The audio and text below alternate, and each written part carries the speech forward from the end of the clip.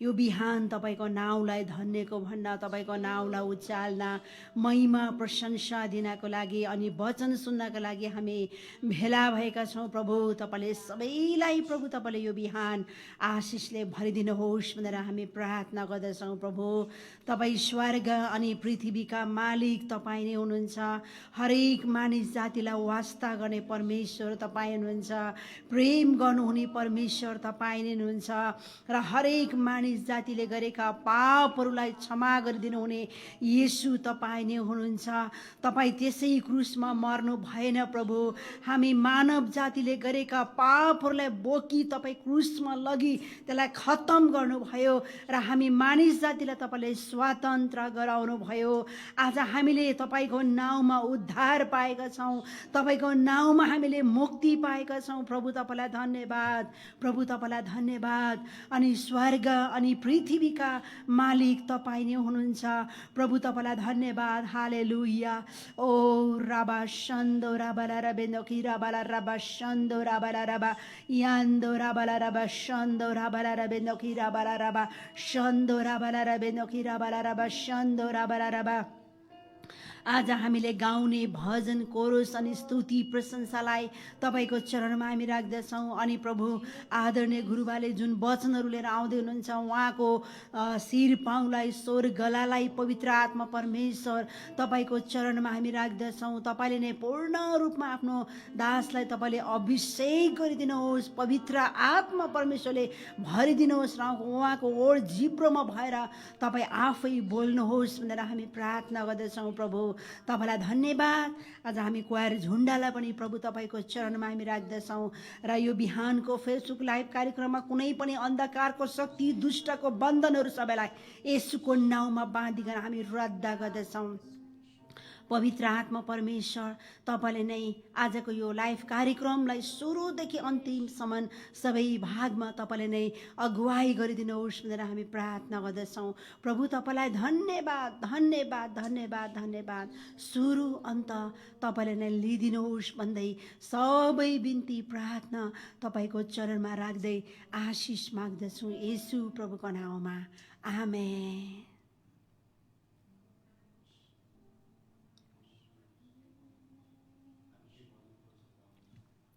हुन्छ, यहाँहरू सबैजनालाई जय मसीह। प्रभुले प्रशस्तै मात्रामा आशिष दिनुभएको होस्। अब हामी केही भजन कोरसहरू गाउँदै हाम्रो महान प्रभुको नाउँलाई हामी उच्चा पार्न गइरहेका छौँ, उहाँको नाउँलाई महिमा दिन गइरहेका छौँ।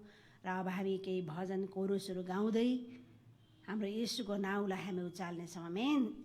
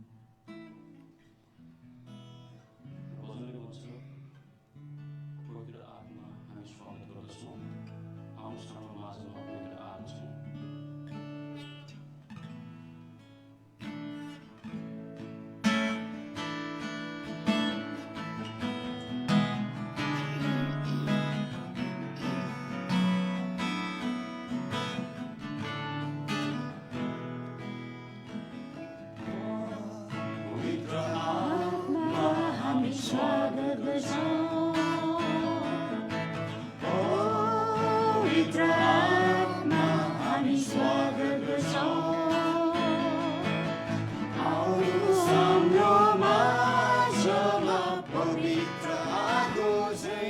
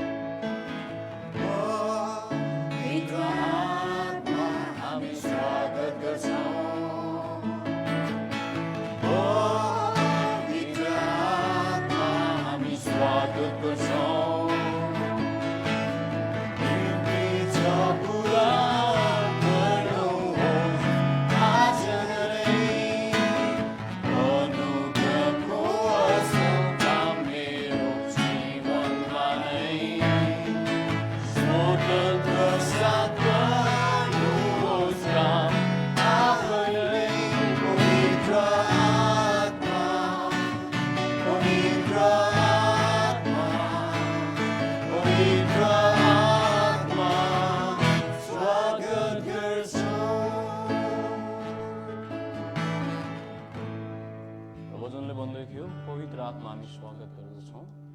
आउनुहोस् हाम्रो बीचमा पवित्र आएको चाहिँ संसारिक इच्छालाई हामी लतार्छौँ जसरी हृदयभरि आशाले हात उचाल्दै आमेन। आउनुहोस् हामी के कोरसहरू भजनहरू गाउँदै परमप्रभुको आराधना हामी गर्नेछौँ। हामी आराधना गर्न निम्ति बोलेका हौँ। हामी सबैजना आराधकहरू हामी आउँछौँ। आउनुहोस् हामी के कोरस भजन हृदयबाट परमप्रभुलाई चढाउँदा हामी उहाँको आराधना उहाँको महिमा हामी गर्छौँ।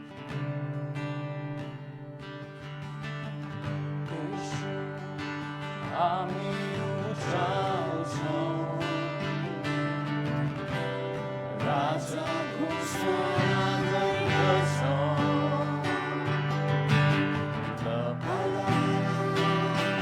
हाम्रो बीचमा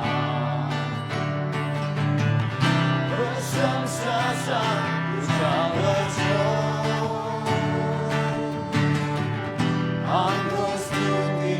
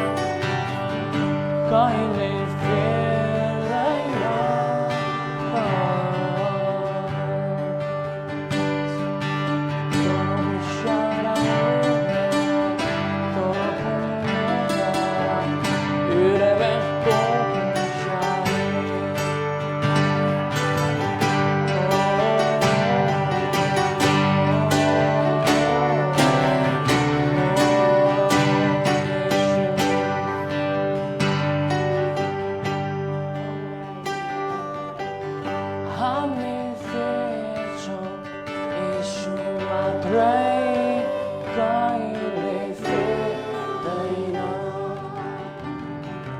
हामी फेर्छौँ यीशु मात्रै कहिले फेर्दैन उनको नामको चाहिँ उनको नामको चाहिँ हामी फेर्छौँ यीशु मात्रै कहिले फेर्दैन कहिले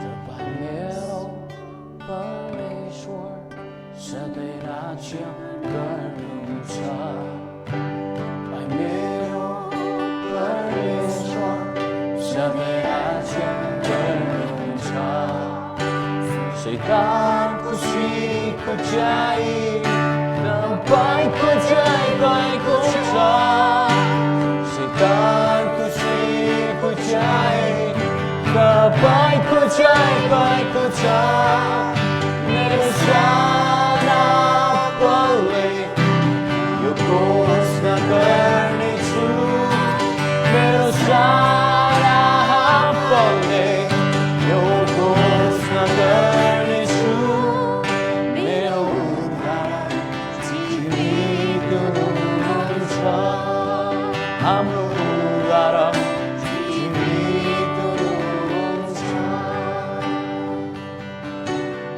तपाईँ हाम्रो परमेश्वर सधैँ राज्य गर्नुहुन्छ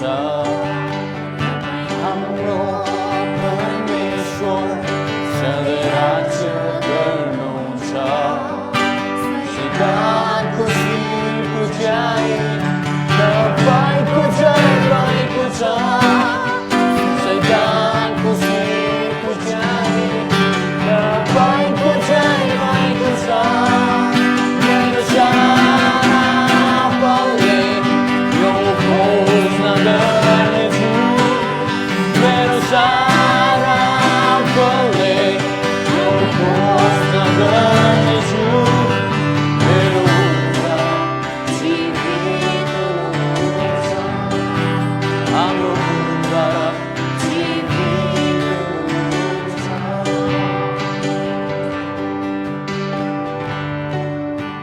जीवित हुनुहुन्छ Bukilan ini परमेश्वर दुनिया पुनरुद्धार में परमेश्वर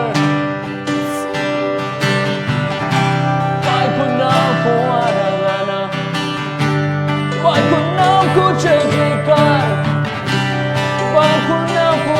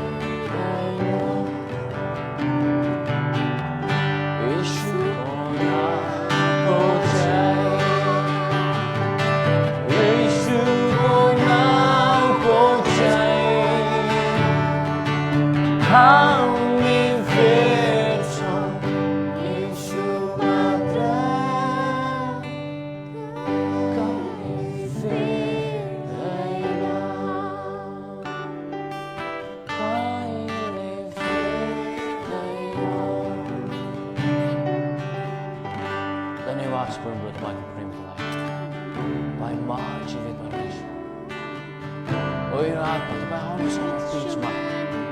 हामी जो जसले आफ्नो घर आफ्नो ठाउँमा छौँ अनलाइन यसरी हामी प्रसारण हेर्दैछौँ र आफ्नो घर आफ्नो ठाउँमा हामी आराधना गर्दैछौँ पवित्र आत्मा तपाईँले काम गर्नुहोस् पवित्र आत्मा तपाईँले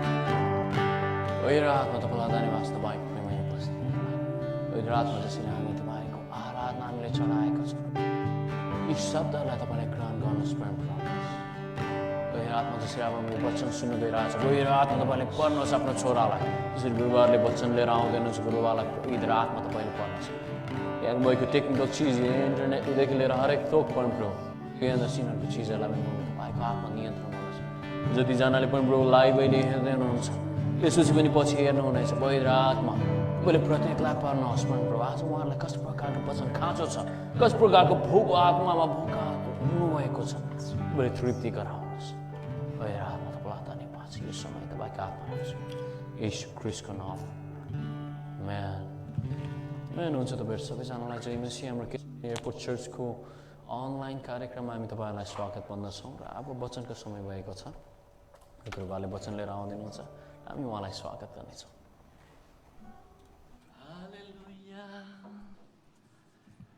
Thank you, Lord. Hallelujah. Gethsemane church परिवार जय मसीह, साथै अनलाइनमा हामीसँग सङ्गति गरिराख्नुभएका सबै आदरणीय दर्शकवृन्दलाई यस कार्यक्रममा म स्वागत भन्दछु। र हाम्रो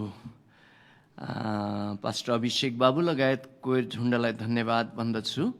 राम्रोसँगले उहाँहरूले हामीलाई स्तुति प्रशंसामा डोराउनु भएको लागि र तपाईँहरू सबै सकुशल हुनुहुन्छ भनेर म विश्वास गर्दछु। र आजको वचनको शीर्षक रहेको छ आत्मामा विश्राम। म हिब्रूको पुस्तक 4 अध्यायको 11 पदको क खण्डबाट आजको वचनको थालनी गर्न गइरहेको छु। हिब्रूको पुस्तक 4 अध्यायको 11 पदको क खण्ड। पवित्र बाइबलको यस खण्डमा यस प्रकारले लेखिएको छ, यसकारण हामी त्यस विश्राममा प्रवेश गर्नलाई प्रयत्न गरौँ। र यहाँ त्यस विश्राममा प्रवेश गर्नको लागि प्रयत्न गरौँ भनेर चाहिँ लेखिएको अर्थ चाहिँ हामीले परमेश्वरको विश्राममा प्रवेश गर्नको लागि प्रयत्न गर्न पर्दछ भनेर चाहिँ यहाँ भनिएको प्रिय दाजुभाइ दिदीबहिनीहरू। त्यसले गर्दाखेरि जसरी हरेक आमा बुवाले आफ्नो छोराछोरीहरू विश्राममा रहन्, उनीहरू शान्तिमा रहन् भन्ने चाहनुहुन्छ, त्यस्तै गरेर सृष्टिकर्ता परमेश्वरले पनि तपाईँ विश्राममा रहनुहोस्, आत्मामा विश्राममा रहनुहोस् र तपाईँ शान्तिमा रहनुहोस् भन्ने उहाँको चाहना हुँदछ।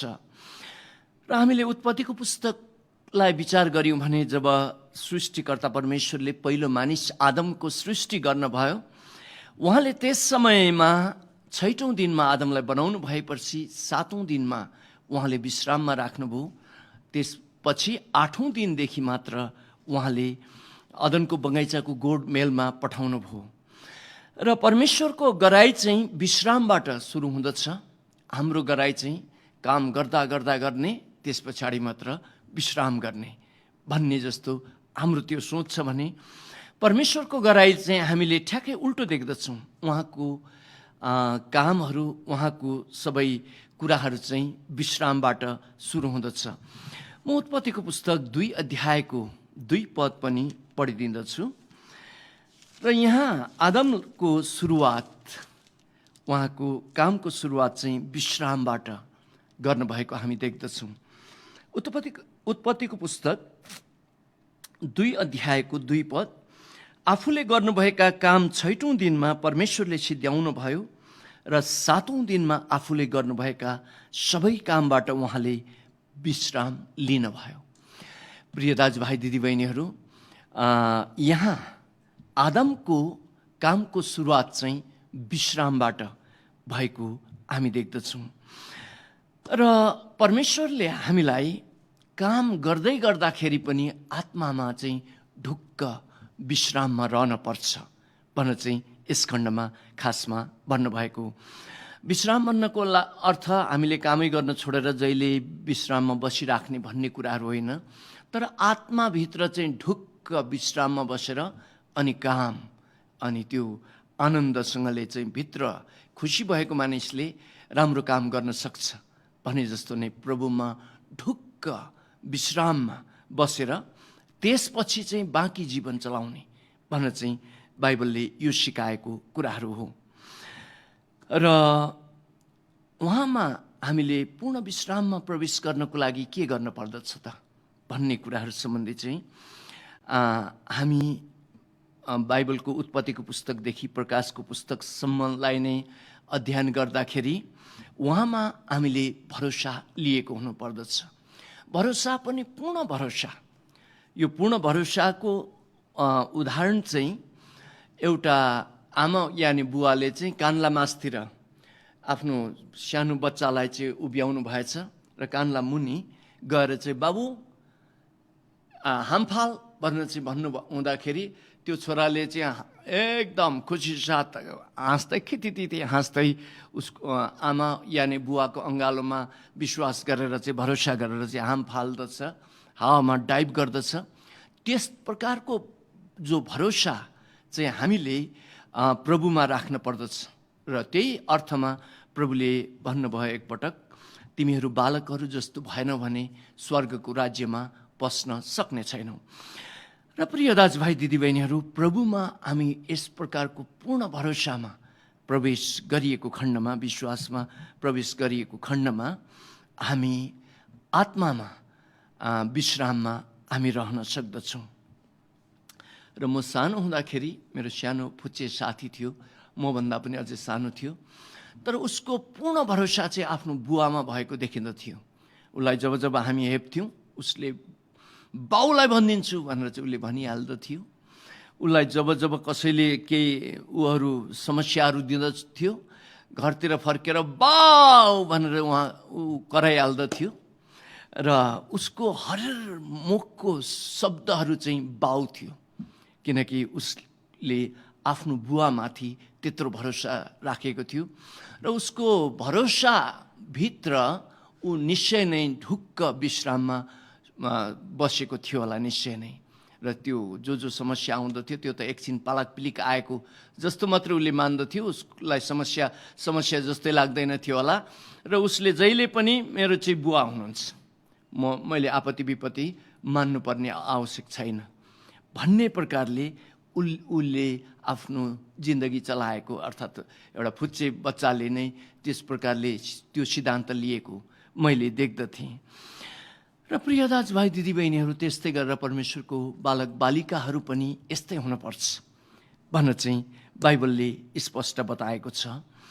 र जसरी हामी प्रभुमा यो प्रकारले मेरो चाहिँ स्वर्गीय पिता हुनुहुन्छ, मेरो प्रभु येशू हुनुहुन्छ भनेर चाहिँ जब हामी यो भरोसामा, पूर्ण भरोसामा प्रवेश गर्दछौँ, हामी आत्मामा विश्राममा बस्ने प्रयत्न गरिरहेको हुँदछ, जुन कुरा चाहिँ हिब्रूको पुस्तक 4 अध्यायको 11 कले अघि हामीलाई सिकाएको हो। र कोही परमेश्वरका जनहरूले यो प्रकारको भरोसामा बाँच्नु भएको उदाहरण पनि मैले देखेको छु। र मैले भर्खरकै उदाहरण तपाईँलाई बताएँ भने हाम्रो टेकुमारी तामाङ बहिनी जो गत हप्ता प्रभुमा सुत्नुभयो, उहाँको श्रीमान जो ज्वाइँ हुनुहुन्छ, उहाँ ज्वाइँले मलाई एउटा घटना भन्दै हुनुहुन्थ्यो कि उहाँले बहिनीलाई एकदम सिरियस हुँदाखेरि एउटा अस्पतालमा लिएर जानुभएको थियो र त्यो अस्पतालमा राति कति समयमा उहाँले सहायता गुहारको लागि जब बहिनीलाई गाह्रो हुन्थ्यो उहाँ कुदेर चाहिँ डक्टरलाई खोज्न जानुहुन्थ्यो या नर्सहरूलाई खोज्न जानुहुन्थ्यो, यानि अरू सहायता कर्मीहरूलाई खोज्न जानुहुन्थ्यो, भेट्नु भएन। र त्यो कुरा चाहिँ भोलिपल्ट उहाँले एकजना डक्टरलाई त्यो दुःख पोखाउनु भएछ त्यही हस्पिटलको। र डाक्टर साहबले त उहाँलाई के भन्नुभएछ भने, तपाईँले यो अस्पतालको 2-4 वटा सिसा फुटाइदिनुहोस्, तब मात्र तपाईँको सुनाइ हुन्छ, नभए यहाँ सुनाइ हुनेवाला छैन भनेर चाहिँ भनिदिनु भएछ। भनेपछि ज्वाइँ छक्क पर्नु भएछ र ज्वाइँले डाक्टर साहबलाई प्रत्युत्तरमा भन्नुभएछ, म एक इसाई हुँ, मलाई बाइबलले यो प्रकारको कुरा गर्नु भनेर सिकाएको छैन, बरु मेरो श्रीमती प्रभुमा सुत्यो भने पनि एक दिन त सुत्नै पर्ने हो, सुत्नु भयो भने पनि ठिकै छ, म प्रभुलाई धन्यवाद दिन्छु। तर म यो अस्पतालको सिसा फुटाउने, विरोधमा उत्रिने, यानि यी विभिन्न प्रकारको कुराहरू गर्ने, आतङ्क ल्याउने प्रकारका कामहरू चाहिँ म गर्दिनँ डाक्टर साहब भनेर चाहिँ भन्नु हुँदाखेरि, तपाईँ त छक्कै अचम्मको मान्छे हुनुहुँदो रहेछ, मैले त तपाईँलाई त राम्रो उपाय दिएको भनेर चाहिँ डाक्टर साहबले उहाँलाई भन्नुभएछ। र यो पनि एउटा उदाहरण हो कि म मेरो परमेश्वर स्वर्गीय पितामा ढुक्क छु। यसको अर्थ उहाँ ज्वाइँले भन्दै गर्नुभएको, मेरो स्वर्गीय पितामा म ढुक्क छु। मेरो श्रीमतीको स्वास्थ्य सम्बन्धी उहाँले जब समय पुग्छ उहाँले लिएर जानुहुन्छ वा जे गर्नुहुन्छ, तर म गल्ती गर्नेवाला चाहिँ छुइनँ, किनकि म उहाँको विश्राममा प्रवेश गरेको व्यक्ति हुँ भनेर चाहिँ उहाँले त्यो प्रत्युत्तर डाक्टर साहबलाई दिँदै गर्नुभएको हो। र प्रिय दाजुभाइ दिदीबहिनीहरू, यस्तै प्रकारको कुराहरू चाहिँ हामीलाई बाइबलले बताएको हो। जिन्दगीमा जस्तो सुकै परिस्थिति आओस्, हामी भित्र जो परमेश्वरको शान्ति छ, हामी धरतीमा शान्ति ल्याउने मानिसहरू हौँ, क्रान्ति ल्याउने मानिसहरू होइन। र त्यो प्रकारको कुराहरू चाहिँ हाम्रो हरेक परमेश्वरका छोराछोरीहरूको जीवनमा, जो ज्वाइँको जीवनमा देखियो, त्यो प्रकारको हुन पर्दछ। र प्रभु येशूले र ज्वाइँले गर्नुभएको कुरा चाहिँ यही नै हो। मत्तीको पुस्तक 11:28 प्रभुले भन्नुभए जस्तो नै, म यस खण्डलाई पनि पढिदिन्छु। तपाईँहरूले पनि बाइबल साथै छ भने तपाईँहरूले निकाल्न सक्नुहुन्छ र यस खण्ड मसँगै अध्ययन गर्न सक्नुहुनेछ। मत्तीको पुस्तक 11:28 हे सबै थाकेका र बोझले दबिएका हो, म कहाँ आओ, म तिमीहरूलाई विश्राम दिनेछु। र प्रिय दाजुभाइ दिदीबहिनीहरू, यहाँ प्रभुले यो प्रतिज्ञा स्पष्ट गर्नुभएको छ। जब हामी जिन्दगीको समस्यादेखि थाक्दछौँ, जब हामी जिन्दगीको बोझदेखि एकदमै थकित हुँदै जाँदछौँ, यस अवस्थामा हामीले त्यो बोझ प्रभुलाई दिन सक्यौँ भने हामी प्रभुको विश्राममा जुनै अवस्थामा पनि हामी प्रवेश गर्न सक्दछौँ। जुन उदाहरण यहाँ ज्वाइँले देखाउनु भयो, उहाँको ठुलो बोझ हो। श्रीमती बित्न लाग्नु भएको छ, सहायता पाउनु भएको छैन, गुहार पाउनु भएको छैन। एउटा जो कोही व्यक्ति पनि रिसाउन सक्दछ, आतंकित बन्न सक्दछ, तर त्यो समयमा उहाँले त्यहाँ डाक्टर साहबलाई एउटा राम्रो उदाहरण, ख्रिस्टको उदाहरण छोडिराख्नु भएको छ। र प्रिय दाजुभाइ दिदीबहिनीहरू, त्यस्तै अब यो जो जति पनि कुराहरू भएको छ, यो चाहिँ प्रभुमा पूर्ण भरोसा गरेको व्यक्तिको उदाहरणहरू हो। र त्यस्तै गरेर प्रभुमा पूर्ण भरोसामा अर्थात् प्रभुमा यो आत्मामा विश्राममा रहनु प्रयत्न गर्ने कुराहरूमा चाहिँ अर्को कुरा चाहिँ हामीले नबिर्सिने कुरा चाहिँ यो हो कि हामीले आफ्नो जीवनलाई अरूसँग दाँच्नु हुँदैन। कारण संसारले ठिक इभ्यालुएसन, ठिक मूल्याङ्कन जिन्दगीको गरिरहेको अवस्थाहरू छैन। यस कुरालाई बुझाउनको लागि म एउटा कथा भन्न पर्यो। एउटा देशमा यस्तो प्रचलन रहेछ कि त्यहाँ कोही व्यक्तिहरूलाई, जान चाहने मानिसहरूलाई चाहिँ यात्रामा 80 दिनको यात्रामा पठाइँदो रहेछ। र 80 दिनको यात्रामा पठाइँदाखेरि यो यात्रा चाहिँ मरुभूमिको यात्रा हुँदो रहेछ। र यो यात्रामा त्यो व्यक्तिले जे लान चाहनुहुन्छ त्यो देशको सरकारले त्यो व्यक्तिलाई पूर्ण रूपमा दिनुहुँदो रहेछ। तर त्यो व्यक्ति त्यो बीच बाटोबाट फर्केर आएको खण्डमा त्यो लगेको सामानहरूको डबल तिर्नु पर्दो रहेछ। तर यदि 80 दिनको यात्रा काटेर अर्को जो त्यो यात्रा सिध्याएर चाहिँ अर्को देशमा ऊ पुग्दछ, त्यो देशमा चाहिँ उसले एउटा ठुलो बङ्गलो लगायत सबै कुराहरू त्यहाँ पाउँदो रहेछ। र यहाँ दुईजना यात्रीहरू यो यात्राको लागि छानिएछन्। एकजनाले चाहिँ 50 किलो सुन छान्नु भएछ यो 80 दिनको यात्राको लागि। त्यसपछि उहाँले 10 किलो खाना बोक्नु भएछ, 10 लिटर पानी बोक्नु भएछ, 5 किलो जतिको चाहिँ लुगाफाटा सुत्नको लागि बोकेर उहाँ यात्रामा निक्लिनु भएछ। तर अर्को व्यक्तिले चाहिँ उहाँले 50 लिटर पानी छान्नु भएछ, 30 किलो जति सातु भुटेको अन्नको पिठो सातु छान्नु भएछ र 5 किलो लुगा छान्नु भएछ। यी दुई व्यक्तिहरू एकैसाथ यात्रा गर्न पाउँदैन रहेछन्। यिनीहरू दुईटा बाटो भएर उनीहरू यात्रा गर्नु पर्दो रहेछ। र प्रिय दाजुभाइ दिदीबहिनीहरू, यी दुवै यात्रीहरूको यात्रा सुरु हुन लागेछ र धेरै मानिसहरूले चाहिँ यो 50 किलो सुन छान्ने व्यक्तिलाई चाहिँ वाह क्या बुद्धिमान व्यक्ति, अब उता गएपछि त एकैचोटि यो मान्छे त करोडपति बन्ने पर्यो, 50 किलो सुन लिएर हिँड्यो वाह भनेर चाहिँ भनेछ। तर यो 50 लिटर पानी छान्ने, 30 किलो सातु छान्ने र यस प्रकारले यात्रा गर्ने व्यक्तिलाई चाहिँ मूर्ख कामै नलाग्ने मान्छे, यस्तो मौका पाउँदाखेरि पनि यसले केही नलिकन हिँडो भनेर चाहिँ भनिदिएछ। जे होस्, यी दुवै व्यक्तिहरूको यात्रा सुरु भएछ। यात्रा सुरु भए पछाडि यात्रा गर्दै गर्दै गर्दै गर्दै गर्दै जाँदाखेरि त यो जो 50 किलो सुन छान्ने मान्छेको त बिस्तारै बिस्तारै सातु र खाना सकिँदै गएछ र 25औं दिनमा त ऊ मर्न आँटेछ। पानी पनि सकिएछ, उसको खाना पनि सकिएछ। अनि त्यो सुनले त उसलाई त गिजिआए जस्तो पो लागेछ। अब किन्नको लागि त्यहाँ पसल छैन, सब मरुभूमि छ, केही कुराहरू छँदै छैन।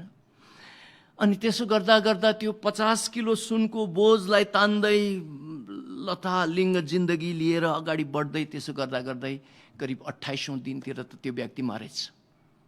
तर उता यो 50 लिटर पानी छान्ने व्यक्ति, 30 लिटर सातु छान्ने व्यक्ति त उसले त्यो ठिक्क मिलाएर दिनको त्यो सातुमा पानीमा सातु भिजाएर बाँकी पानी पिउँदै त्यसो गर्दा गर्दै राम्रोसँगले उनले 80 दिनको यात्रा सुरु गर्नुभएछ। र जब 80 दिनको यात्रा सुरु गर्नुभयो, त्यहाँ सिमानामा पुग्न बित्तिकै त्यो देशको सेनाहरू चाहिँ उहाँलाई स्वागत गर्नको लागि आएछन्। आउँदाखेरि उहाँलाई लिएर जाँदै गर्ने सडक त सुनको रहेछ र उहाँ छक्कै पर्नु भएछ। ओहो, मैले सुन नछानेको ठिकै भएछ, यहाँ त जति पनि सुन रहेछ भनेर चाहिँ उहाँले भन्नुभएछ। अनि उहाँको बङ्गलो देखाउँदाखेरि उहाँ चकित हुनुभएछ। त्यसपछि उहाँले ती सेनाहरूलाई सोध्नु भएछ, मसँग यात्रा गरेको साथी आइपुग्नु भएन भनेर चाहिँ भन्दाखेरि त्यस्तो खालको मान्छे यहाँ आइपुग्दैन, किनकि त्यस्तो खालको मान्छेलाई त तानेर त्यो संसारकै बोझले तानेर अर्कै ठाउँमा लाग्छ र त्यो मान्छे त यहाँ आएन, ऊ त बाटोमै मरिगयो भनेर चाहिँ उहाँले त्यो सेनाहरूले त्यसरी उत्तर दिएछन्। र प्रिय दाजुभाइ दिदीबहिनीहरू, पवित्र बाइबलले हाम्रो जिन्दगी बाँच्ने आयु करिब 3 कोरी 10 वर्ष, 70-80 वर्ष र लम्बे से लम्बे गएमा 120 वर्ष भनेर चाहिँ तोकिएको छ। तर औसत मानिसहरू करिब 80 वर्षमा मरिरहेका छन्, यो नेपालको ऊ मात्रै नभएर विश्वको डाटामा। त्यसले गर्दाखेरि हामी यो छोटो जिन्दगीमा यो यात्रामा निक्लेका छौँ र कतिले सुनको त्यो बोझ बोकेर जिन्दगी लिएर अगाडि बढिराख्ने सिद्धान्त बनाउनु भएको छ।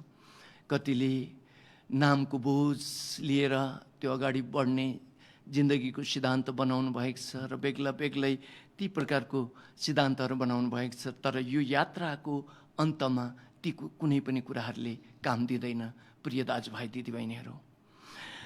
र हामीले यो संसारको स्ट्यान्डर्डमा, संसारको मापदण्डमा यो मानिसले चाहिँ यो गर्दाखेरि चाहिँ वाह यसले चाहिँ प्रगति गर्यो भन्ने जुन प्रकारको कुराहरू छ, आफूले त्यो अवस्थामा आफूलाई दाँजिएको खण्डमा हामी आत्मामा विश्राममा रहन सक्दैनौँ। र मैले यहाँ यो पनि भन्न खोजेको होइन हामीले कामै गर्नु हुँदैन भनेर भन्न खोजिएको होइन। काम गर्नुपर्छ, परिश्रम गर्नुपर्छ, परिश्रममा प्रभुले आशीर्वाद दिनुहुन्छ। तर हामीले मरे पछाडि कुनै पनि कुराहरू लिएर जान सक्ने अवस्थाहरू छैन र मानिसहरूले यो लान नसक्ने कुराहरू सम्बन्धी एकदमै ठुलो चिन्ता गर्नु भएर बोझ लिनु भएको कारणले गर्दाखेरि जिन्दगी विश्राममा चलिरहेको अवस्थाहरू छैन। प्रियहरू, यो जो साँघुरो बाटोको, जो मरुभूमिको बाटोको जो यात्राहरू हामी गरिरहेका छौँ, सबैजना यो लामो म्याराथनमा हामी निक्लेका छौँ 80 दिनको म्याराथनमा, हुनसक्छ 120 दिनसम्मको म्याराथनमा निक्लेका छौँ। तर यसमा हामीलाई चाहिने कुराहरू बुद्धिमान साथ हामीले लिएर गयौँ भने, लिएर गएर जाने कुराहरू सोचेको खण्डमा हामी आत्मामा विश्राम रहन सक्दछौँ।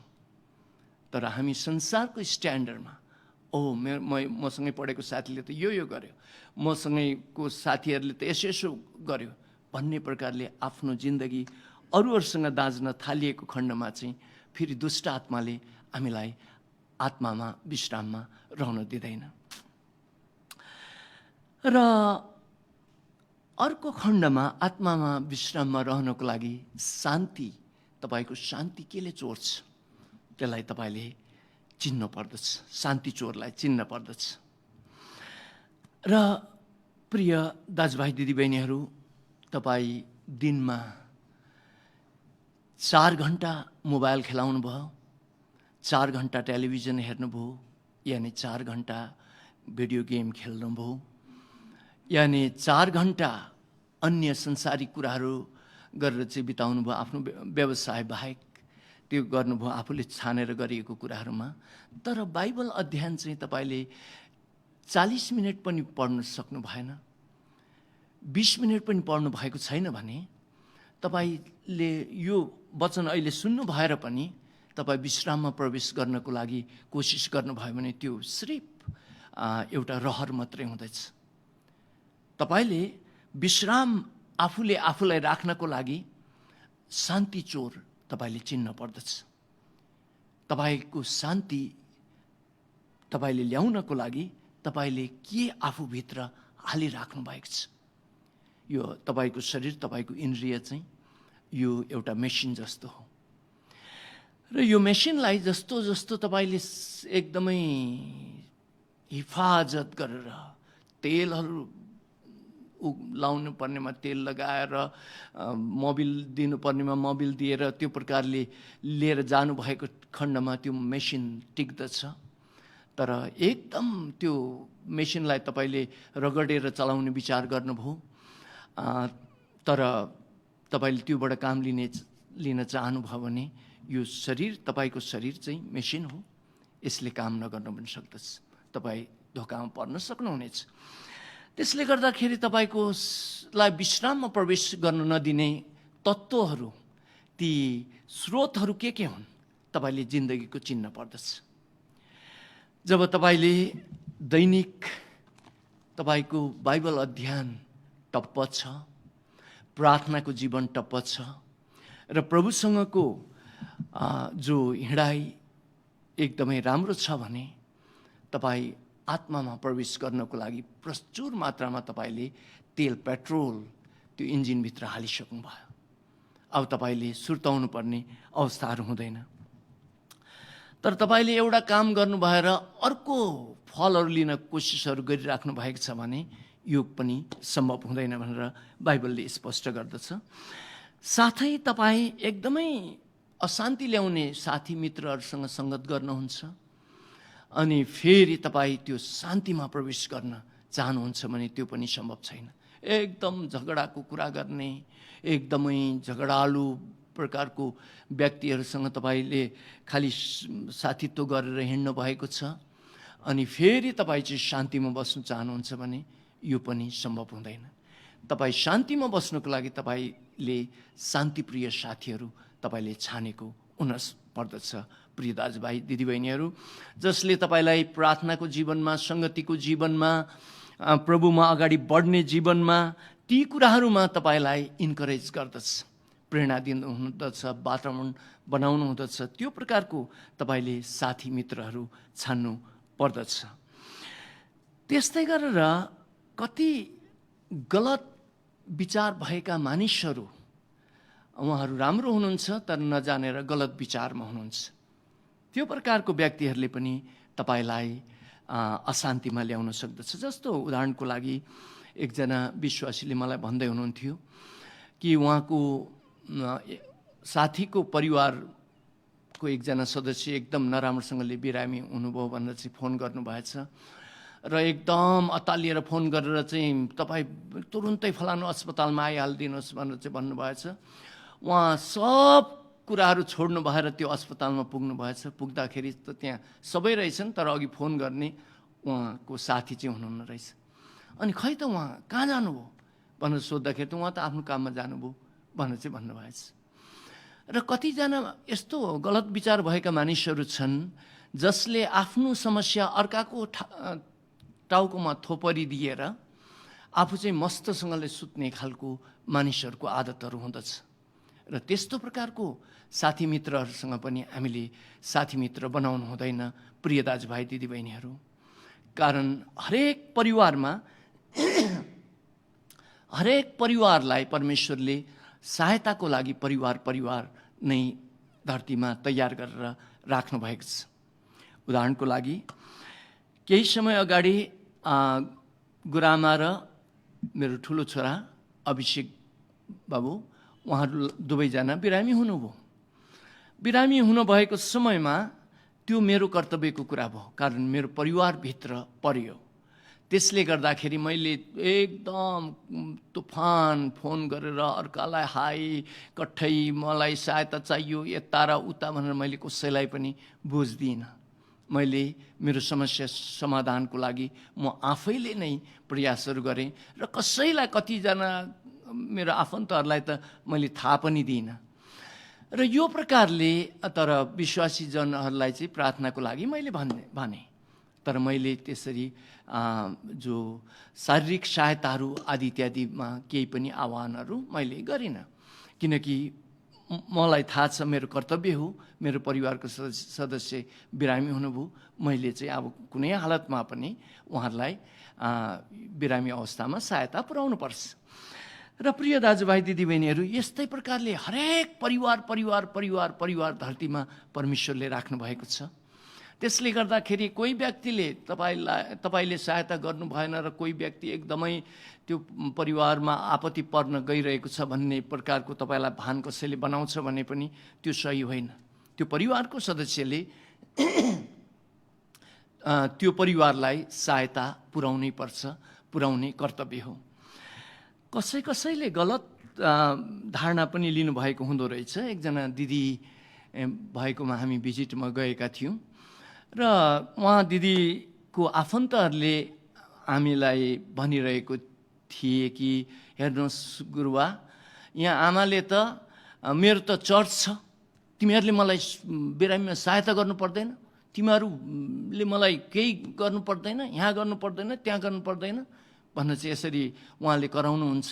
सबै चर्चले गरिहाल्छ मलाई भनेर चाहिँ भन्नुहुन्छ भनेर चाहिँ उहाँहरूले भन्दै हुनुहुन्थ्यो। र उहाँहरूले यो पनि भन्नुभयो, चर्चले कसरी सक्छ, सबै विश्वासीहरू बिरामीहरूलाई यसरी सेवा गरेर कसरी चर्चले सक्छ, आमा यो त हामीले गर्नुपर्छ भनेर भन्दा होइन पर्दैन, चर्चले गर्छ भनेर चाहिँ भन्नुहुन्छ। हामीलाई त्यसरी गाली गर्नुहुन्छ भनेर चाहिँ उहाँले भन्दाखेरि मैले उहाँ आमालाई सम्झाउँदै थिएँ, चर्चको आफ्नो भूमिका छ। चर्चले आत्मिकी क्षेत्रमा विश्वासीहरूलाई आत्माको वचन खुवाउने, सुखचैनको पानीमा लिएर जाने, आत्मिक सुरक्षा दिने, त्यो प्रकारले शिक्षा दिएर लिएर जाने कुराहरू हो। तर यहाँ तपाईँको जो परिवारका सदस्यहरू चाहिँ परमेश्वरले तपाईँलाई सहायताको लागि राखिदिनु भएको हो र उहाँहरूले जे भनिराख्नु भएको छ सही कुरा भन्नुभएको छ र तपाईँले त्यो कहिले पनि भन्नु हुँदैन। हामीले सहायता गर्नु मन नगरेको होइन, अब कोही नभएको व्यक्तिहरूलाई हामीले ल्याएर पालेका पनि छौँ, चर्चले पालेको पनि छ, नगरेको होइन। तर हरेक व्यक्तिहरूलाई शारीरिक सहायताको लागि चाहिँ परिवारका सदस्यहरू प्रभुले राखिदिनु भएको छ वरिपरि। त्यसले गर्दाखेरि आमा तपाईँले दिदी तपाईँले यसो भन्नु हुँदैन। तपाईँलाई बिरामी हुँदाखेरि सहायता त तपाईँको परिवारबाट आउन पर्दछ। हामी कसरी भ्याउँछौँ सबैलाई यसरी शारीरिक रूपमा सहायता पुर्याउन कसरी सक्छौँ भनेर चाहिँ मैले उहाँलाई यसरी सम्झाउँदै थिएँ। र प्रिय दाजुभाइ दिदीबहिनीहरू, कति समयमा यो प्रकारका कुराहरूले पनि शान्ति चोर्ने कामहरू गर्दछ। तर प्रभुले भन्नुभए जस्तो नै सत्य तिमीहरूले थाहा पाउनेछौ र सत्यले तिमीहरूलाई स्वतन्त्र बनाउँदछ भनेर भने जस्तो नै सत्य चाहिँ यो हो कि तपाईँले जति गर्न सक्नुहुन्छ गर्नुहोस् र गर्नु नसक्ने कुराहरूमा तपाईँ अशान्तिमा जानुपर्ने आवश्यक छैन, किनकि प्रभुले हरेक परिवार राख्नु भएर दाहिने देब्रे हरेक परिवारमा नै सहायताहरू राखिदिनु भएको छ। र कहिलेकाहीँ दुष्ट आत्माले ओहो मैले फलानालाई सहायता पुर्याउन सकिनँ, मैले तिलानलाई सहायता पुर्याउन सकिनँ भनेर पनि फेरि हामीलाई त्यो शान्तिमा बसेको, आत्मामा शान्तिमा बसेको मानिसलाई बाहिर निकाल्ने कोसिसहरू गर्दछ। र दुष्ट आत्माले चाहिँ हरेक प्रयासबाट हामीलाई त्यही अशान्तिमा लग्नको लागि र आतङ्क बनाउनको लागि नै उसले कोसिसहरू गर्दछ। र हरेक परिवारमा यो कुरा हामीले जान्न पर्दछ कि हामीले हाम्रो परिवारका सदस्यहरूलाई काम कुराहरू अराउँदाखेरि विभिन्न प्रकारको व्यवहार गर्दाखेरि, व्यवसाय गर्दाखेरि हामीले आफू शान्तिमा रहेर अरूलाई पनि शान्तिमा प्रवेश गर्नको लागि प्रयत्न गर्न सिकाएर अनि त्यसपछि चाहिँ कामहरू हामीले अगाडि लिएर जानुपर्ने हुँदछ। र म यस्तो परिवारबाट आएँ, मेरो बुवा 13 वर्षको उमेरमा नै घर छोडेर हिँड्नु भएको रहेछ। अब सम्झिनुहोस् 13 वर्षको उमेरमा घर छोडेर हिँडेको व्यक्तिले कति जिन्दगीमा कति साह्रो त्यो गाली ऊहरूदेखि लिएर हरेक हृदयका चोटहरू उहाँले पाउनु भयो होला। अब माया त निश्चय नै पाउनु भएन र त्यो प्रकारको भएको कारणले गर्दाखेरि हाम्रो परिवार राम्रोसँगले चलिरहेको अवस्थामा पनि बुवाले डरै बोलिहाल्नुहुन्थ्यो कि यस्तो होला त्यस्तो होला भनेर चाहिँ डर डर डर डर डर डर बोलिहाल्नुहुन्थ्यो। र हामी आत्माको त्यो जो विश्राम छ त्यो विश्रामबाट हामी बाहिर निक्लिहाल्थ्यौँ, हामी निक्लिनको लागि फेरि प्रयासहरू भइ नै हाल्थ्यो। त्यसले गर्दाखेरि एउटा परिवारलाई हाम्रो परिवारमा हामीले परिवार चलाएर लिएर जानको लागि चाहिँ पहिलो कुरा चाहिँ बाइबलले सिकाएको कुराहरू यो हो कि हामीले हाम्रो परिवारलाई आत्मामा प्रभुमा भरोसा गर्न सिकाउन पर्दछ, आत्मामा विश्राम गर्नको लागि त्यो सिकाउन पर्दछ। अनि त्यसपछि चाहिँ हामीले उहाँहरूलाई आफ्नो व्यवसायमा अगाडि बढ्नको लागि हामीले उहाँहरूलाई प्रेरणा दिएको खण्डमा उहाँहरू राम्रोसँगले ठिक मगजमा शान्तिमा, दिमागको शान्तिमा उहाँहरूले गर्दै गर्नुभएको कामलाई उहाँहरूले राम्रोसँगले लिएर जान सक्नुहुन्छ। नभएदेखि प्रिय दाजुभाइ दिदीबहिनीहरू, हामीले हाम्रो परिवारका सदस्यहरूलाई आतङ्कित बनाएर हामीले स्कुल पठायौँ, हाम्रो परिवारका सदस्यहरूलाई आतङ्कित बनाएर हामीले कलेज पठायौँ, हाम्रा परिवारका सदस्यहरूलाई आतङ्कित बनाएर हामीले कामहरूमा खटायौँ भने उनीहरूले राम्रोसँगले काम गर्न सक्दैनन्। तर परमेश्वरको यानि प्रभु येशूको सिद्धान्त चाहिँ यो हो, पहिला हामीले परिवारका सदस्यहरूलाई आत्मामा विश्राममा प्रवेश गर्न सिकाउनु पर्दछ। र मेरो चाहिँ प्रभु हुनुहुन्छ, मलाई केही खराबी हुनेवाला छैन। भजन सङ्ग्रह 91 भने जस्तो नै जो उहाँ परमप्रभुको गुप्त स्थानमा बास गर्दछ ऊ सर्वशक्तिमानको छत्र छाया मुनि रहन्छ। ही that dwelleth in the secret place of the Most High shall abide under the shadow of the Almighty भने जस्तो नै जो परम प्रभुको गुप्त स्थानमा बास गर्दछ उहाँ सर्वशक्तिमानको छत्र छाया मुनि रहन्छ। त्यो सुरक्षा मलाई छ भन्ने तपाईँ र मैले हरेक घरमा हरेक परिवारका सदस्यहरूलाई त्यो प्रकारको विश्राममा प्रवेश गर्ने वातावरणहरू हामीले बनाइदिनु पर्दछ। प्रिय दाजुभाइ दिदीबहिनीहरू, त्यसपछि उनीहरूले दिन सुरु गरून्, त्यसपछि उनीहरूले जिन्दगी सुरु गरून्, त्यस्तै आफूले पनि गर्न पर्दछ भनेर चाहिँ बाइबलले बताएको हो। र तपाईँको शान्ति केले चोरिरहेको छ तपाईँले त्यो कुरालाई निश्चय नै पत्ता लगाउनु पर्दछ तपाईँ विश्राममा रहनको लागि। र अन्तमा प्रभु स्वयंले पनि समय समयमा उहाँ विश्राममा गएर उहाँले उदाहरण छोड्नु भएको हामी देख्दछौँ। उदाहरणको लागि जब प्रभु येशू चेलाहरूसँग नाउँमा हुनुहुन्थ्यो, जाँदा जाँदै बाइबलले बताउँदछ कि झिलमा ठुलो आँधीबेहरी आयो र यो एउटा ठुलो आतङ्कित समय थियो। तर सृष्टिकर्ता परमेश्वर नाउको एकातिर बडो आनन्द साथ सिरानी लगाएर सुतिराख्नु भयो, विश्राममा रहिदिनु भयो। र तर उतापट्टि चेलाहरू 12 जना चेलाहरू भने चाहिँ ठुलो आतङ्कमा उनीहरू फँसे, चिच्याए, कराए, दुनियाँभर भयो। अन्तिममा गएर प्रभुलाई उनीहरूले उठाए। त्यसपछि प्रभु उठ्नु भएर आँधीलाई शान्त गर्नुभयो र उनीहरूलाई गाली गर्नुभयो, ए अल्पविश्वासी हो, किन तिमीहरू आतङ्कित भयो, किन तिमीहरू डरायो भनेर चाहिँ उहाँले त्यस समयमा भन्नुभयो। र प्रभुले ती चेलाहरूलाई म तिमीहरूको साथमा छु भने संसारै पल्टिए पनि केही हुनेवाला छैन भन्ने त्यो विश्राममा, त्यो आत्माको त्यो विश्राममा तिमीहरू जान सक्नु पर्थ्यो भनेर चाहिँ उहाँले त्यो उदाहरण छोड्दै गर्नुभएको हो। र अर्कोपल्ट तपाईँले याद, अर्थात् अरू धेरैचोटि तपाईँले याद गर्नुहोस्, जब जब प्रभुलाई भिडले हरेकै 24 घन्टा घेर्दथे, तर भिडलाई प्रभुले छोड्नुहुन्थ्यो र एकान्तमा गएर उहाँ पितासँग बिताउनुहुन्थ्यो, आत्मामा उहाँले विश्राम लिनुहुन्थ्यो। लुकाको पुस्तक 5 अध्यायको 15 र 16 पद म पढिदिन्छु। लुकाको पुस्तक 5 अध्यायको 15 र 16 पद।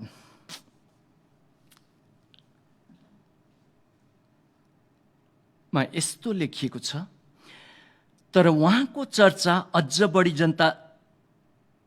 अझ बढी जताततै फिजियो र ठुलो भिडहरू उहाँको कुरा सुन्न र आफ्ना रोगहरूबाट निको हुन जम्मा हुन्थे। तर येशूलाई निर्जन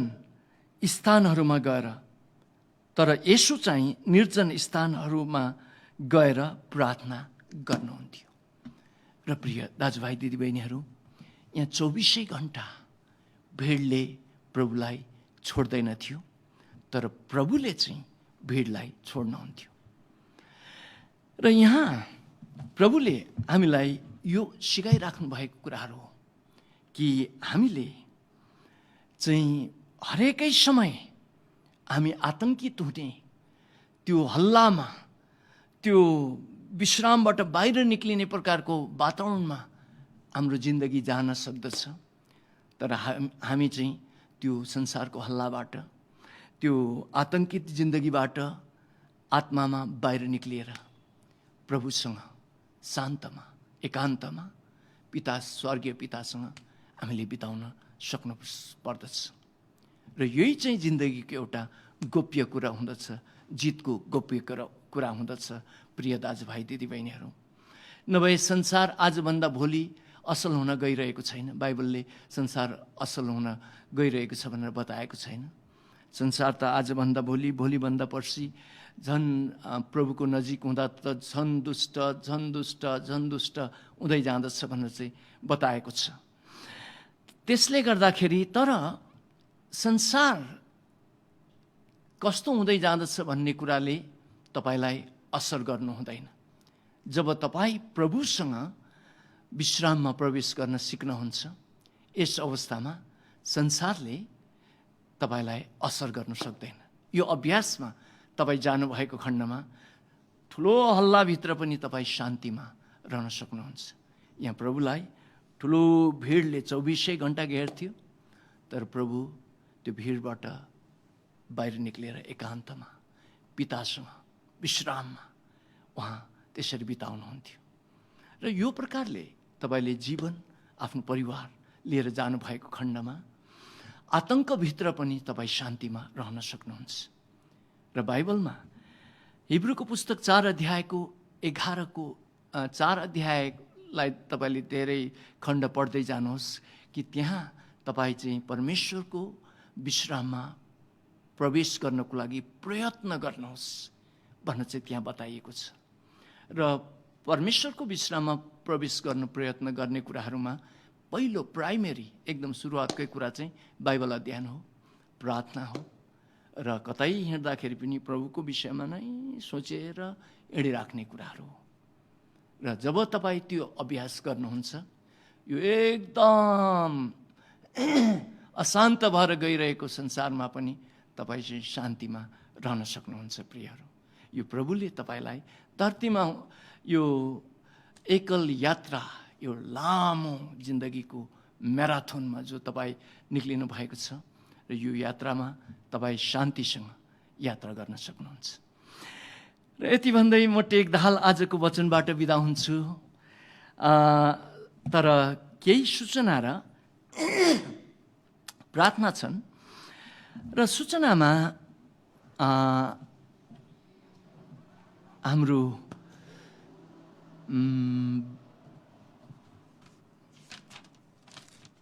बहिनी टेक कुमारी तामाङ बहिनी गत हप्ता प्रभुको घरमा जानुभएको छ। तपाईँहरूले प्रार्थना गरिराखिदिनु भएको लागि धेरै धन्यवाद। बहिनी साह्रै आत्मिकी हुनुहुन्थ्यो। मेरो हृदय उहाँदेखि टोटल कन्भिन्स छ। मैले उहाँलाई अलि बिरामी अवस्थामा नै भेटेँ, तर बिरामी अवस्थामा नै मैले उहाँलाई इन्डिरेक्टली चेलापन गरेर लगिरहेको हो। तर पनि उहाँ धेरै मध्ये एकदमै छुट्टै व्यक्तित्व मैले महसुस गरेँ कि उहाँ एकदमै बिरामी हुनुहुन्थ्यो र बिरामी व्यक्तिहरूले प्राय चाहने पास्टरले एकदमै भिजिट राख्नु भएको होस् भन्ने चाहनुहुन्थ्यो। तर मैले प्रार्थना गरिराखेँ। तर उहाँको भरोसा ममा होइन, उहाँको भरोसा प्रभुमा हुनपर्छ भनेर चाहिँ मैले त्यस्तो फ्रिक्वेन्ट भिजिटहरू त्यस्तो गरिनँ। कहिलेकाहीँ मात्रै उहाँलाई भिजिट गर्न गएँ। जाँदाखेरि उहाँको अनुहारमा चित्त दुखाइहरू थिएन र म भित्र हृदयबाट छक्कै पर्थेँ। कति साह्रो प्रभुमा अगाडि बढिसकेको व्यक्तित्व हुनुहुँदो रहेछ भनेर चाहिँ म छक्कै पर्थेँ। त्यति पुरानो त्यस्तो लामो समयको विश्वासी त हुनुहुन्थेन, तर लामो समयभन्दा पनि लामो समय प्रभुसँग हिँडेको मान्छे भन्दा पनि अगाडि जस्तो उहाँको आचरण देखियो। र उहाँ एकपटक यो सुमेरु हस्पिटलमा हुँदाखेरि साह्रै गाह्रो भएछ। यो 2-3 हप्ता अगाडिको कुरा हो। त्यतिखेर चाहिँ ज्वाइँलाई उहाँले भन्नुभएछ, म एकचोटि गुरुबासँग अब म बात दिन होला, गुरुबासँग म भेट्न चाहन्छु भनेर चाहिँ उहाँले भन्नुभएछ। र त्यहाँ भेट्नको लागि म गएँ। त्यस समयमा पनि एकदम राम्रो, उहाँको आत्मा एकदम राम्रो थियो। र बहिनी जे होस्, बडो विश्वासको सेनानीको रूपमा उहाँ प्रभुको घरमा प्रवेश गर्नुभयो। माथि स्वर्गमा ठुलो उहाँलाई स्वागत भयो भन्ने कुरा म विश्वास गर्दछु। र तपाईँहरूलाई प्रार्थनाको लागि धेरै धन्यवाद छ। त्यस्तै गरेर हाम्रो शान्ता कार्की छोरीको ससुरा पास्टर दिलमान कार्कीज्यू पनि गत हप्ता प्रभुमा सुत्नुभयो। हामीले उहाँको लागि पनि प्रार्थना गरिरहेका थियौँ। तपाईँहरूलाई धन्यवाद छ। र अर्को सूचना चाहिँ हाम्रो एकजना बहिनीको परिवारमा उहाँहरूले घर किन्दै हुनुहुन्छ। घर अर्पण छ यो हप्ता, तपाईँहरूले प्रार्थनामा सम्झिदिनुहोस्। लक्ष्मी श्रेष्ठ बहिनी जो दशंश भेटीमा पक्का व्यक्तित्वको रूपमा मैले देखेर आएको हो र यो बहिनीलाई पक्कै प्रभुले को आशिष हुन्छ होला भनेर चाहिँ मैले सम्झिराखेको थिएँ। नभन्दै उहाँहरूले नयाँ घर किन्दै हुनुहुन्छ भन्ने सुन्दाखेरि मैले प्रभुलाई हृदयबाट धेरै धन्यवाद दिएँ।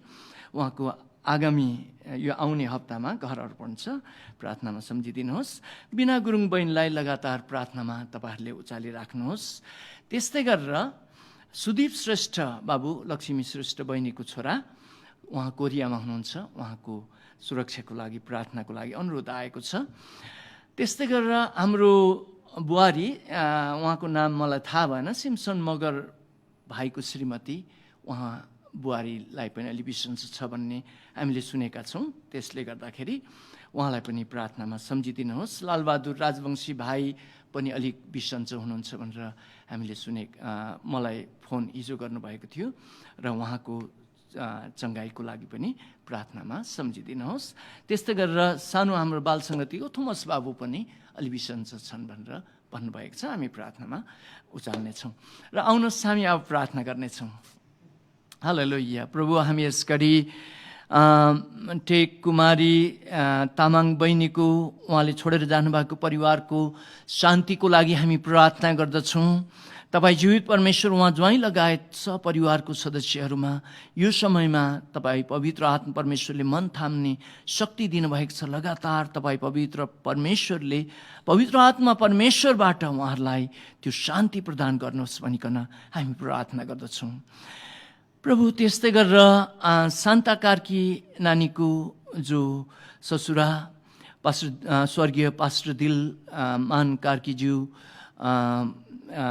जो प्रभुको घरमा फर्किनु भएको छ, उहाँले पनि छोडी जानुभएको परिवारका सदस्यहरू शान्ता कार्की नानी लगायत बाँकी सबै सदस्यहरूलाई प्रभु तपाईँको हातमा हामी राख्दछौँ। तपाईँको शान्ति यस घडी हामी बोल्दछौँ त्यो परिवारमा। त्यस्तै गरेर प्रभु हामी प्रार्थना गर्दछौँ लक्ष्मी श्रेष्ठ बहिनीको यो आउने हप्तामा घर अर्पण छ। तपाईँ जीवित परमेश्वरले त्यो घर अर्पणमा साथै त्यो परिवारलाई त्यो घरमा प्रभु तपाईँको आशिषित प्रकारले रहन शान्ति विश्राम यी सबै कुराहरू प्रदान गर्न तपाईँको अग्रिम हामी प्रार्थना गर्दछौँ। जीवित दयालु कृपाल बाबु, त्यस्तै गरेर बिना गुरुङ बहिनीलाई हामी तपाईँको हातमा राख्दछौँ र बहिनीमाथि तपाईँको कृपा परिरहेको छ। तपाईँको चङ्गाई तिनको शिरदेखि पैताला अङ्ग प्रत्यङ्गमा अहिले यही घडी पनि पवित्र आत्मा परमेश्वरको छुवाई भएको होस् भनिकन हामी प्रार्थना नि अर्ज बिन्ती चढाउँदछौँ। प्रभु बाबु, त्यस्तै गरेर सुदीप श्रेष्ठ बाबु जो साउथ कोरियामा छन्, प्रभु उनलाई हामी शारीरिक सुरक्षा आत्मिक सुरक्षा बोल्दछौँ। तपाईँको बलवान स्वर्गदूतको कडा सुरक्षा यस घडी बोल्दछौँ जीवित परमेश्वर बाबु। त्यस्तै गरेर प्रभु हामी सिमसन बुहारी जसरी अलि बिसन्चो हुनुहुन्छ भनेर हामीले सुनेका छौँ, तपाईँको छोरीलाई तपाईँको हातमा हामी राख्दछौँ। कुनै पनि भाइरल रुगाखोकी यानि कुनै पनि कुराले दुःख दिएको भने पनि दुष्ट अन्धकारको शक्ति लुस्फरको आत्मा त्यो बुहारीको शिरदेखि पैताला अङ्ग प्रत्यङ्गबाट निक्ली जानको लागि अहिले यही घडी तँलाई हामी हकारदछौँ येशू ख्रिस्टको नाम। राबा शोथोरो बोखा साथालाबा कोरिया रबा ओ राबा साथा रबा खोरिया लबा। प्रभु, त्यस्तै गरेर लालबहादुर राजवंशी भाइलाई हामी तपाईँको हातमा राख्दछौँ। भाइलाई प्रभु त्यो सुगरले दुःख दिएको जस्तो उहाँले महसुस गर्नुभएको छ। भाइको शिरमा तपाईँको हात रहेको होस् भनिकन म प्रार्थना गर्दछु। पवित्र आत्माको शक्तिमा येशू मसीहको नाउँमा अन्धकारको शक्ति लुसिफरको आत्मा तोड्न पाउन सक्ने छैन। अहिले यही घडी म चङ्गाईको घोषणा बोल्दछु, चङ्गाईको घोषणा येशू मसीहको नाउँमा। प्रभु, त्यस्तै गरेर थोमस बाबुलाई तपाईँको हातमा राख्दछौँ। यो बालकलाई तपाईँ जीवित परमेश्वरको चङ्गाईको हातले छुनुहोस् र प्रभु अहिले यही घडी तपाईँले खानुभएको कोर्राको चोटबाट यो बाबु निको भएको छ भनेर म विश्वास गर्दछु।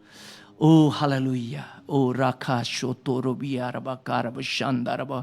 र कोही यही समयमा जो लाइभ कार्यक्रममा हुनुहुन्छ, तपाईँ यो जो रुगाखोकी लगायत यो हैजा कुनै पनि कुराहरूबाट तपाईँलाई आक्रमण भएको छ भने म यस घडी प्रार्थना गर्दैछु, तपाईँले विश्वास साथ लिनुहोस्। प्रभुले तपाईँलाई छुन गइराख्नु भएको छ येशू मसीहको नाउँमा।